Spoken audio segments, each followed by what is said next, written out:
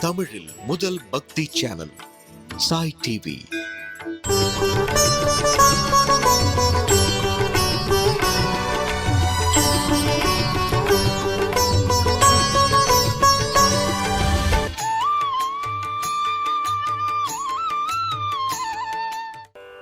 புள்ளின் வாய்க்கீண்டானே புல்லா அரக்கனே, புள்ளின் வாய்க்கீண்டானே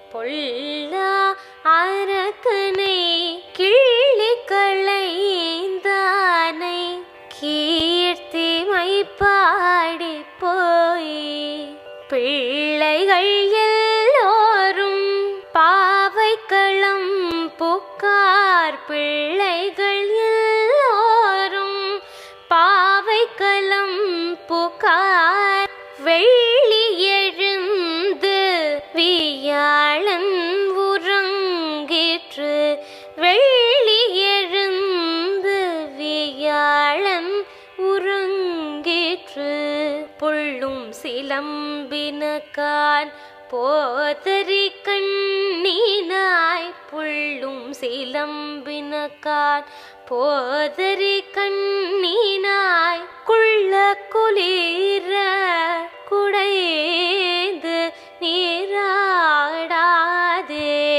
பள்ளி கிடத்தியோ பாவானி நன்னாளாய், பள்ளி கிடத்தியோ பாவானி நன்னாளாய், கள்ளம் தவிர்ந்து கலந்தேலோரும் பாவாய், கள்ளம் தவிர்ந்து கலந்தேலோரும் பாவாய்.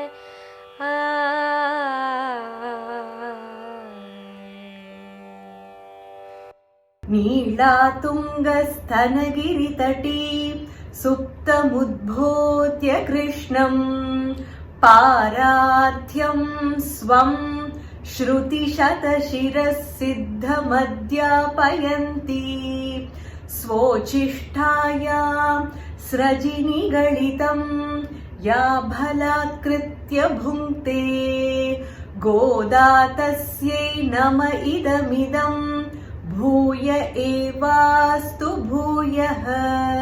அன்னவயல் புதுவையாண்டாள் அரங்கற்கு பன்னு திருப்பாவை பல்பதியம் இன்னிசையால் பாடிக் கொடுத்தாள் நற்பாமாலை பூமாலை சூடிக் கொடுத்தாளை சொல்லு, சூடிக் கொடுத்த சுடற்கொடியே தொல்பாவை பாடி அருளவல்ல பல்வளையாய், நாடி நீ வேங்கடவர்க்கு என்னை விதி என்ற இம்மாற்றம் நாங்கடவா வண்ணமே நல்கு.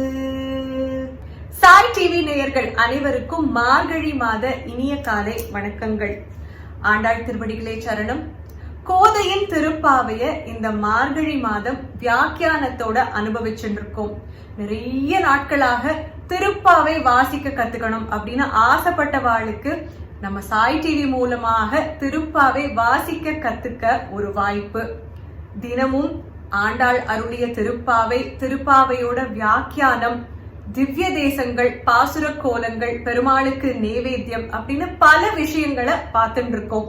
இன்றைய பாசுரம் 13வது பாசுரம், புள்ளின் வாய் கீண்டானை. இந்த பாசுரத்தை வாசிக்க கத்துக்கலாமா? புள்ளின் வாய் கீண்டானை பொல்லா அரக்கனை, புள்ளின் வாய் கீண்டானை பொல்லா அரக்கனை, கிள்ளிக்களைந்தானை கீர்த்திமை பாடிப்போய், கிள்ளிக் களைந்தானை கீர்த்திமை பாடிப்போய் பிள்ளைகள் எல்லாரும் பாவை களம்புக்கார் பிள்ளைகள் எல்லாரும் பாவை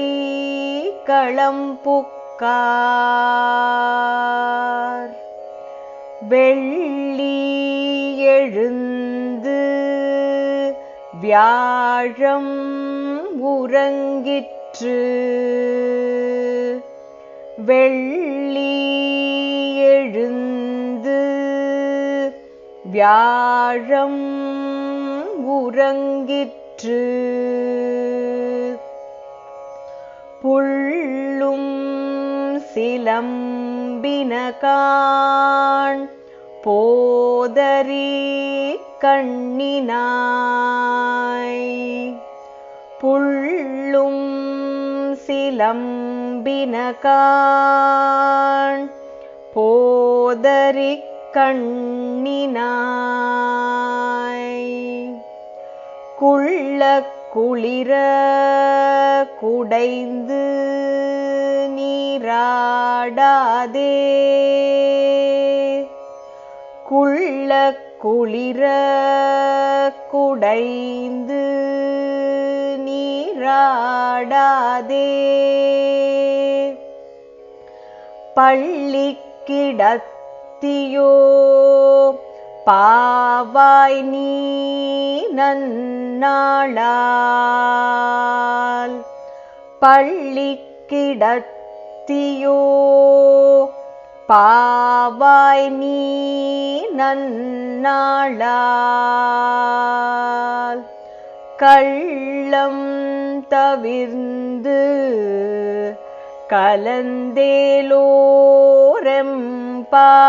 கலந்தேலோரெம்பாவாய்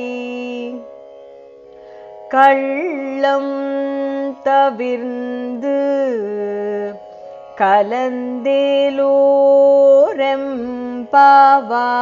கலந்தேலோரெம்பாவாய்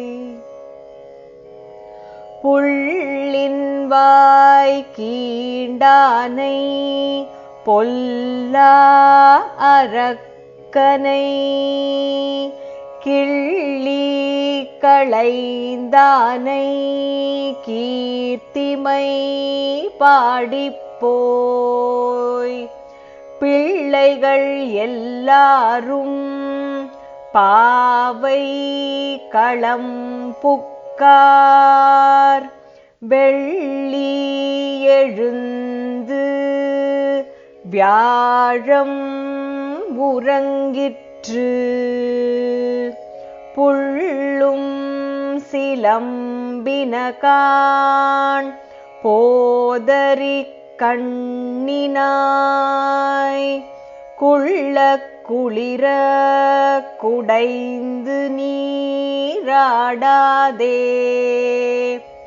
பள்ளி கிடத்தியோ பாவாய் நீ நன்னாளால் கள்ளம் தவிர்ந்து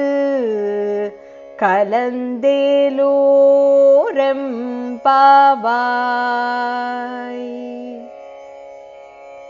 புள்ளின் வாய் கீண்டானை பொல்லா அரக்கனை கிள்ளி களைந்தானை கீர்த்திமை பாடிப்போய் பிள்ளைகள் எல்லாரும் பாவை களம்புக்கார் வெள்ளி எழுந்து வியாழம் உறங்கிற்று புள்ளும் சிலம்பினகான் போதரி கண்ணினாய் குள்ள குளிர குடைந்து நீராடாதே பள்ளி கிடத்தியோ பாவாய் நீ நன்னாளால் கள்ளம் தவிர்ந்து கலந்தேலோர் எம்பாவாய். வேயர்குல பெண்ணான ஆண்டாள் தன்னை ஒரு ஆயர்குல இடைச்சியாக பாவித்து இந்த பாவை நோன்பு நோக்கிறா. தனியாக இந்த பகவத் அனுபவம் சரியானதல்ல அப்படின்னு ஒவ்வொரு தோழியாக எழுப்பி நீராடி பாவை நோம்பு நோத்து அந்த கண்ணனை அடையலாம் வாங்கோன்னு கூப்பிட்டு வரா. இன்றைய பெண்ணை எப்படி கூப்பிடுறான்னா போதரி கண்ணினாய் அப்படின்னு கூப்பிடுறா. அந்த பெண்ணோட கண்ணை வர்ணிக்கிறா. ராமாயணத்துல ஹனுமன் முதல்ல ராமரை பாக்குறார். ராமரை பார்க்கும்போது இனிமேந்து எனக்கு எல்லாமே ராமர் தான், என்ன ஒரு அழகு, என்ன ஒரு சாந்தம், ராமதாசனாக நான் இருக்க போறேன் அப்படின்னு முடிவு பண்ற. ராமர் சீதையை தொலைச்சிட்டு கஷ்டப்பட்ட போது, சீதையை தேடி லங்கைக்கு போன போது முதலாக சீதையை பாக்குற அந்த ராமர் எதுக்காக இப்படி ஏங்குற சீதைக்காக அப்படிங்கறது அது வரைக்கும் அவருக்கு புரியவே இல்லை. ஏன்னா அவர் பிரம்மச்சாரியாச்சு. சீதையை பார்த்த உடனே ராமருக்கும் சீதைக்கும் ஒரு கம்பாரிசன், ரெண்டு பேருக்கும் ஜோடி பொருத்தம் எப்படி இருக்குன்னு பார்க்கும்போது தேஜஸ்ல ரெண்டு பேரும் ஒரே மாதிரி இருக்கா, குலத்தோட மகிமையில ரெண்டு பேரும் ஒரே மாதிரி இருக்கா, பாதிவிரதத்திலையும் ரெண்டு பேரும் ஒரே மாதிரி இருக்கா. ஆனா அந்த கண்களை பார்க்கும்போது சீதையோட கண்கள்ல வந்த தயை அது ராமரோட கண்ணுல இருக்கு இல்லையா. அதனால கண்ணோட அழகிலையும் தயையிலையும் சீதை ராமரை வென்றுட்டாளாம். இது வரைக்கும் ராமர் தான் எல்லாமே அப்படின்னு முடிவு பண்ண ஹனுமனுக்கு மறுபடியும் குழப்பமாயிடுத்தான். இப்ப ராமரை சேவிக்கணுமா சீதையை சேவிக்கணுமான்னு. அதனால என் குலம் எனக்கு தந்தாள் அப்படின்னு கம்பர் எடுக்கிற. ஹனுமனோ வானர குலத்தை சேர்ந்தவர். வானரம்னாலே கன்ஃபியூஷன் தானே, ஜம்பிங் மைண்ட் அப்படின்னு சொல்லுவா. இது வரைக்கும் வானரத்தன்மையை விட்டு சாந்தமாக இதுதான் ஸ்திரம் அப்படின்னு முடிவு பண்ணியிருந்த ஹனுமனுக்கு சீதையோட கண்களை பார்த்த உடனே குழப்பம் வந்துட்டான். அதனால இந்த பெண்ணோட கண்ணை வர்ணிச்சு ஆண்டாள் இந்த பாசுரத்துல சொல்றான், போதரி கண்ணினாய், மலர்கள் போலவும் அந்த மலரை மொய்க்கும் வண்டுகள் போலவும் கண்ணை உடையவளே. முந்தைய பாசுரத்துல ராமரை பத்தி சொல்றா. ஆயர் குலத்துல ராமரை பத்தி எதுக்கு பேச்சு அப்படின்னு தோழிகள் எல்லாம் கேட்க இந்த 13வது பாசுரத்தை கிருஷ்ணர் சம்பந்தமாக எடுக்கலாம். புள்ளின் வாய் கீண்டானை, புல் அப்படின்னா பறவை. 6வது பாசுரத்துல பார்த்தோம். புள்ளின் வாய் கீண்டானை, கிருஷ்ணரை வதம் பண்றதுக்காக கம்சன் நிறைய அசுரனை அனுப்பிச்சுட்டே இருந்தான். ஒரு கட்டத்துல கிருஷ்ணர் எதை தொட்டாலும் அது அசுரனாக மாறிடுதோ அப்படின்னு ஆயர் குலவாசிகள் யோசிப்பாளாம். காற்றாக, கன்றாக, சகட்டமாக, குதிரையாக, கன்று குட்டியாக, பால் கொடுக்க வந்த ஒரு பெண்ணாக, இப்படி யார பார்த்தாலும் அசுரனாக இருந்ததுனால தொட்டமிடமெல்லாம் பொன்கிற மாதிரி கிருஷ்ணர் தொட்ட இடமெல்லாம் அசுரரோ அப்படின்னு யோசிப்பாளாம். அப்படி கிருஷ்ணரை கொல்ல வந்த ஒரு அசுரன்ல கொக்கு வடிவத்துல வந்த ஒரு அசுரன் தான் பகாசுரன். பகாசுரன் கிருஷ்ணரை விழுங்கலாம் அப்படின்னு முயற்சி பண்ண போது அந்த அலக கிருஷ்ணர் பிளந்து எடுத்தாராம். பிளந்து எடுத்ததுக்கு அப்புறமா அந்த பகாசுர பறவையோட இறகுகளை வேலியாக பிருந்தாவனத்துல கட்டினாலாம். ஒண்ணு திருஷ்டிக்காக, இரண்டாவது எப்பவும் ஞாபகம் வச்சுக்கோங்க, எந்த வடிவத்துல வேணா கிருஷ்ணரை கொல்றதுக்காக அந்த கம்சன் அசுரர்களை அனுப்பலாம் அப்படின்னு. புள்ளின் வாய் கீண்டானை, பகாசுர வதம். பொல்லா அரக்கனை.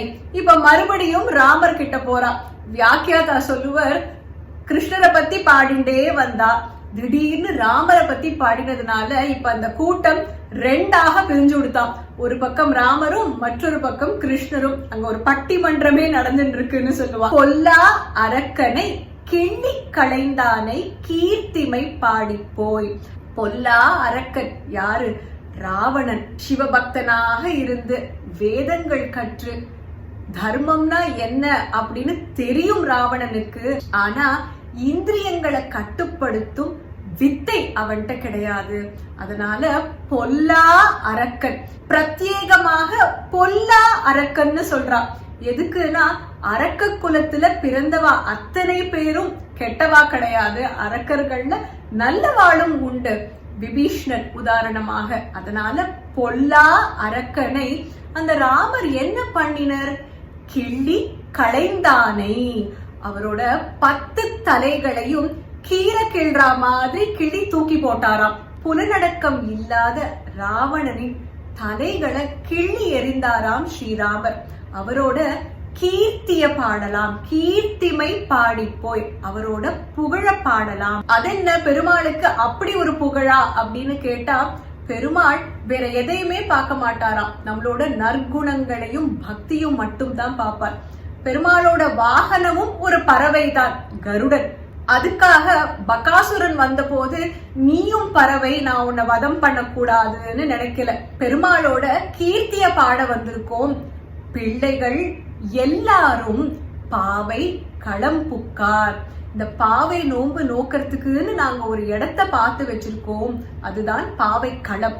அந்த பாவை களத்துக்கு பிள்ளைகள் எல்லாரும் ஆயர்பாடியில இருக்கும் அத்தனை பேரும் வந்தாச்சு. உனக்காகத்தான் நாங்க இப்போ காத்துட்டு இருக்கோம். பிள்ளைகள் எல்லாரும் பாவை களம் புக்கார். வெள்ளி எழுந்து வியாழம் உறங்கிற்று. வெள்ளினா சுக்கிரன், வியாழன்னா ப்ரஹஸ்பதி. வெள்ளி எழுந்து வியாழம் உறங்கிற்று. இதுக்கு ரெண்டு வியாக்கியானம் சொல்லுவா. வெள்ளிக்கிழமை வந்தாச்சு, வியாழக்கிழமை போயாச்சு, அது ஒரு வியாக்கியானம். ஞானம் வந்தாச்சு, அஞ்ஞானம் போயாச்சு அப்படிங்கிறது இன்னொரு வியாக்கியானம். இதுல பிரத்யேகமாக வெள்ளி எழுந்து வியாழம் உறங்கிற்றுன்னு சொல்றான். நம்ம சொல்லுவோமே, வெள்ளிக்கிழமையும் அதுமா காலங்காத்தால சீக்கிரம் எழுந்துக்க கூடாதா அப்படின்னு கேட்போமே, அதே மாதிரி வெள்ளி எழுந்து வியாழம் உறங்கிற்று. அப்ப அந்த பெண் கேக்குறா, நான் எதுக்காக எழுந்து வரணும்? கார்த்தால ஆயிடுத்துன்னு சொல்றேடா. எப்படி ஆயிடுத்துன்னு சொல்றேன்? அந்த 6வது பாசுரத்துல சொன்ன அதே அறிகுறி 7லயும் சொன்னான். இந்த பெண்ணுக்கும் பறவைகள் பிடிக்கும் போல் இருக்கு. புல்லும் சிலம்பின கான். பறவைகள் எல்லாம் சத்தம் போடுறதே உன் காதுல விழலையா அப்படின்னு கேக்குறான். பறவைகள் எல்லாம் ஒலிக்க ஆரம்பிச்சுடுத்து. பறவைகள் ஒலிச்சுடுத்துனா சூரியோதயம் ஆயிடுத்துன்னு அர்த்தம். புல்லும் சிலம்பின கான். இப்போ அந்த பெண்ணை வர்ணிக்கிறா. உனக்கு அழகான கண்கள் இருக்கு. அந்த கண்கள் எதுக்கு? கண்ணை திறந்து பெருமாளை பாக்குறதுக்கு, பெருமாளுக்கு கைங்கரியம் பண்றதுக்கு. நீ என்ன பண்ணிட்டு இருக்க? அந்த கண்ணை மூடி படுத்துட்டு இருக்க, உறங்கிட்டு இருக்க. போதரி கண்ணினாய். மலர்கள் போல, அந்த மலர்கள் மேல் மொய்க்கும் வண்டுகள் போல கண்களை உடையவளே. போதரி கண்ணினாய் குள்ள குளிர குடைந்து நீராடாதே. இந்த பெண்ணும் கிருஷ்ணானுபவம் பெற்ற பெண். இந்த அனுபவத்தை நீ தனியாக கொண்டாடுறது சரி கிடையாது, எங்களோட சேர்ந்துதான் கொண்டாடணும்னு சொல்றான். குள்ள குளிர குடைந்து நீராடாதே. இதுக்கு வேற சுவாபதேச அர்த்தமும் உண்டு. அத சுவாபதேசத்துல நம்ம பார்க்கலாம். பள்ளி கிடத்தியோ, இன்னமுமா நீ படுத்துட்டு இருக்க? பாவாய் பெண்ணே, நன்னாளால். இன்னைக்கு அற்புதமான ஒரு நாள். எல்லாரும் சேர்ந்து கிருஷ்ணரை பாட போறோம் பாரு. அதனால இன்னைக்கு அருமையான நாள். இந்த நாள்ல நீ ஏந்து வரணும் இல்லையா? இப்படி உறங்கின்னு இருக்கியே, பாவாய் நீ நன்னாளால் கள்ளம் தவிர்ந்து கலந்தேலோர் எம்பாவாய். எங்களுக்கெல்லாம் உன்னோட கிருஷ்ணானுபவத்தை பத்தி தெரியும். ஊருக்கெல்லாம் சேர்ந்து ஒருத்தர் சமைச்சுட்டு இருக்கும் போது நீ தனியா இங்க அடுப்பு மூட்டின்னு சமைச்சுக்க போறியா? உனக்காக இது நியாயம் கிடையாது. கள்ளம் தவிர்ந்து கலந்தேலோர் எம்பாவாய். எங்களோட சேர்ந்து இந்த பகவத் கைங்கரியத்துக்கு வா, பாவை நோன்பு நோக்கவா அப்படின்னு அழகான கண்களை உடைய பெண்ண இந்த 13வது பாசுரத்துல ஆண்டாள் எழுப்புறா. திருப்பாவை வாசிக்க வாசிக்கதான், அதோட வியாக்கியானம் கேட்க கேட்கதான் எந்த அளவுக்கு ஆழ்ந்த அர்த்தங்கள் உண்டு திருப்பாவையில அப்படிங்கறதையும் பார்த்துட்டு வரும். அதுதான் சுவாபதேச அர்த்தம். இந்த 13வது பாசுரத்துல சுவாபதேச அர்த்தமாக வியாக்கியாதா என்ன சொல்றாரு பார்க்கலாம். முதலாவதாக பகாசுரன், அந்த வதம் சொல்றார், ராவண வதம். பகாசுரன்கிறது மனசையும், ராவணனின் 10 தலைகளும் 10 இந்திரியத்தையும் குறிக்கிறது. அதனால இந்த மனசையும் இந்திரியத்தையும் கட்டுப்படுத்துறது ரொம்ப ரொம்ப முக்கியம். அதுதான் குள்ள குளிர குடைந்து நீராடாதே. நம்ம சொல்லுவோமே மண்டை கொடைச்சலா இருக்கு அப்படின்னு, அது ஒரு சுவாபதேச அர்த்தம். மற்றொரு விதமாக இத பார்த்தோம்னா குள்ள குளிர குடைந்து நீராடாதே. அந்த பகவான் கிட்ட நம்ம பக்தி செலுத்தும் போது, பகவத் கைங்கரியம் பண்ணும் போது முழுமையாக மனசை ஈடுபடுத்தி செய்யணும். அதான் குடைந்து நீராடாதே. பக்தி பூர்வமான ஸ்நானம்னு சொல்லுவா. அது இரண்டாவது ஸ்வாபதேச அர்த்தம். வெள்ளி எழுந்து வியாழம் உறங்கிற்று. வெள்ளிங்கிறது ஞானத்தையும் வியாழம்ங்கிறது அஜ்ஞானத்தையும் குறிக்கிறது. அதனால ஞானம் கிடைக்க போறது, அதனால உன்னோட அஜ்ஞானம் போறது. அதுவும் இந்த பாசுரத்தோட ஸ்வாபதேச அர்த்தம். இந்த பெண்ணோட குணாதிசயத்தை சொல்லும் போது போதரி கண்ணினாய், அந்த கண்ணோட இம்பார்ட்டன்ஸ் சொல்றா ஆண்டாள். இந்த பாசுரத்தோட விளக்கத்துல பார்த்தோம் கண்ணுங்கிறது எவ்வளவு முக்கியம். ஏன்னா கண்ணு கூர்மையாக இருந்தா ஞானத்தோட இருப்பா அப்படின்னு ஒரு நம்பிக்கை உண்டு. நம்மளோட கடைசி வரைக்கும் கூட வரப்போறது எது அப்படின்னு கண்ணை திறந்து பார்க்கணுங்கிறதுக்காகத்தான் போதரி கண்ணினாய் அப்படிங்கிற வர்ணனை. அதுவும் இந்த பாசுரத்துல இருக்கும் ஸ்வாபதேச அர்த்தம். இந்த பாசுரத்துக்கு சம்பந்தமாக பகவத்கீதையில என்ன ஸ்லோகம் இருக்குன்னு பார்க்கலாம். 6வது அத்தியாயம் தியான யோகம் 8வது ஸ்லோகம். ஞான விஞ்ஞான திருப்தாத்மா கூட்டஸ்தோ விஜிதேந்திரியः யுக்த இத்யுச்யதே யோகி சமலோஷ்டாஸ்ம காஞ்சனः. ஞானத்தை பெற்ற யோகிகளுக்கு எல்லாமே சமம்தான்.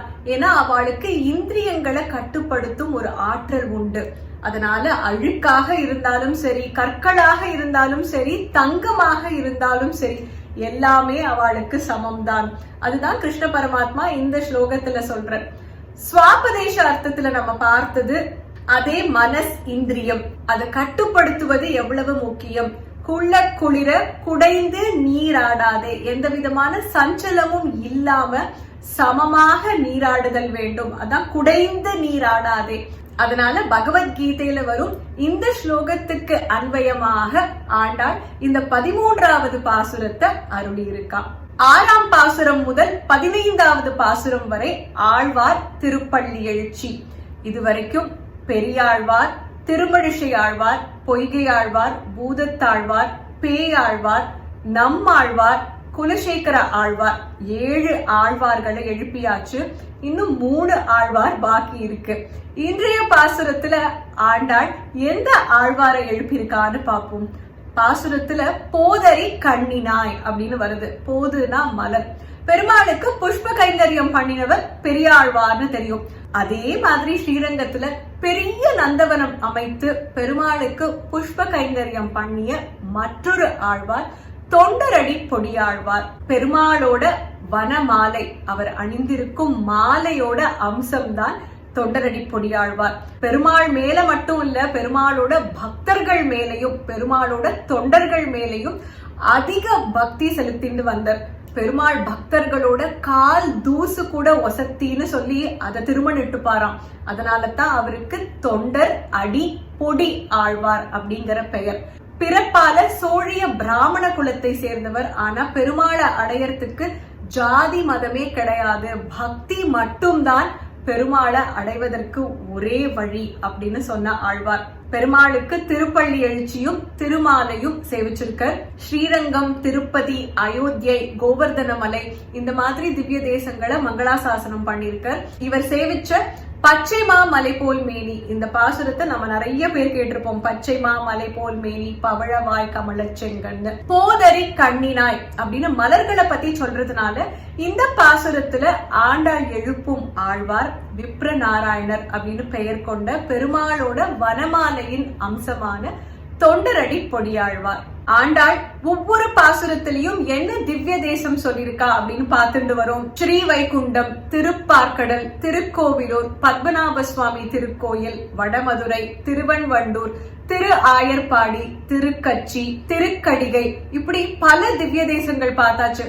இன்றைய பாசுரத்துல பள்ளி கிடத்தியோ அப்படின்னு அந்த பெண் சயனிச்சுருக்கான்னு சொல்றா. அதனால பெருமாள் சயன கோலத்துல இருக்கும் ஒரு திவ்ய தேசம். பெருமாள் நிறைய இடத்துல சயன கோலத்துல பார்க்கலாம். ஸ்ரீரங்கம், திருப்பார்க்கடல், இப்படி நிறைய திருத்தலங்கள் பெருமாள் சயன கோலத்துல. அதுல இந்த பாசுரத்துல வரும் திவ்ய தேசம் திருக்குடந்தை. திருமழிசை ஆழ்வார் திருக்குடந்தையை அடைந்த போது அவர் எழுதின கிரந்தங்கள் எல்லாம் காவேரியோட வெள்ளத்துல அடிச்சுட்டு போயிடுறது. பெருமாளை பிரார்த்திக்க அந்த கிரந்தங்கள் அவருக்கு திருப்பி கிடைக்கிறது. ஆறாவமுதன் சன்னதியில சாரங்கபாணி பெருமாள் கிட்ட காவிரிக்கரை குடந்தையுள் கிடந்தவார் எழுந்து பேசு அப்படின்னு சொன்னாராம்.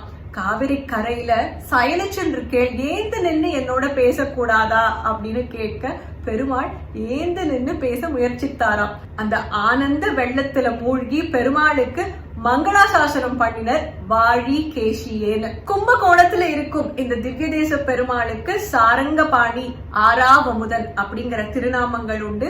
தாயார் கோமலவல்லி, பள்ளி கிடத்தியோ அப்படின்னு ஆண்டாள் இந்த பாசுரத்துல சொல்றதுனால இந்த பாசுரத்துல வரும் திவ்ய தேசம் கும்பகோணத்துல இருக்கும் சாரங்கபாணி, அதாவது திருக்குடந்தை திவ்ய தேசம்.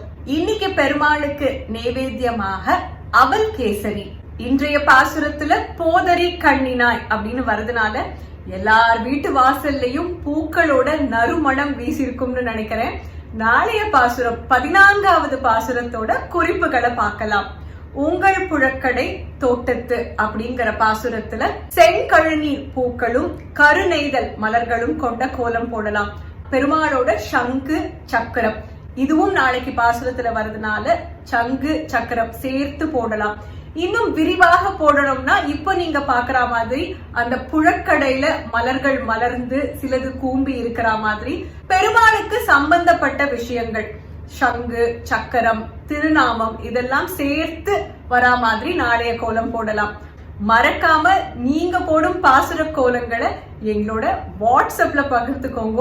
நீங்க போடும் கோலங்கள் எல்லாம் பாக்குறதுக்கு நாங்கெல்லாம் ஆவலோட காத்துட்டு இருக்கோம். ஆண்டாள் அருளிய திருப்பாவைய சேவிக்க தெரியாதவாள இந்த வையம் சுமப்பது வம்பு அப்படின்னு ஒரு வாக்கியம் உண்டு. ஏன்னா வேதத்தோட சாரமாக சாட்சாத் அந்த பூமாதேவியின் அவதாரமான ஆண்டாள் முத்து முத்தாக 30 பாசுரங்கள், ஒவ்வொன்றிலையும் ஆழ்ந்த அர்த்தங்கள். அத அலசி புரட்டி பார்த்தாதான் தெரியும் ஆண்டாள் என்ன சொல்ல வராது. வியாக்கியாதாக்கள் ஒவ்வொருத்தரும் ஒவ்வொரு விதமான அனுபவத்துல அந்த பாசுரத்தோட சுவாபதேச அர்த்தத்தை சொல்லியிருப்பா. அதுல நம்ம கொஞ்சம் தான் இந்த நிகழ்ச்சி மூலமாக பாக்குறோம். இந்த திருப்பாவை பயணத்துல நம்ம தொடர்ந்து பயணிக்கணும். நாளை காலை 14வது பாசுரத்துல சந்திக்கலாம். ஆண்டாள் திருவடிகளே சரணம். சர்வம் கிருஷ்ணார்ப்பணமஸ்து. மார்கழி மாதம்னாலே வண்ண வண்ண கோலங்கள், அதுவும் இந்த மார்கழி மாதம் விதவிதமான பாசுர கோலங்கள். நம்ம நிகழ்ச்சி பார்த்து குறிப்புகள் கேட்டு நீங்க பாசுர கோலங்கள் போட்டிருந்தா அந்த கோலங்களை எங்களோட பகிர்ந்துக்கலாம் வாட்ஸ்அப் மூலமாக. 9884466986 நம்பர் மறுபடியும் சொல்றேன், 9884466986. சிறந்த கோலங்கள் தேர்ந்தெடுக்கப்பட்டு நம்ம நிகழ்ச்சியில மார்கழி மாத கடைசியில ஒளிபரப்பப்படும். நீங்க போடும் பாசுர கோலங்களும் இந்த நிகழ்ச்சியில வர ஒரு அருமையான வாய்ப்பு. சாய் டிவி நிகழ்ச்சிகள் உங்களுக்கு பிடிச்சிருக்கா? லைக் பண்ணுங்க, ஷேர் பண்ணுங்க, கமெண்ட்ஸ் பண்ணுங்க, சப்ஸ்கிரைப் பண்ணுங்க, பக்கத்துல இருக்கிற பெல் சிம்பலை பிரஸ் பண்ணுங்க.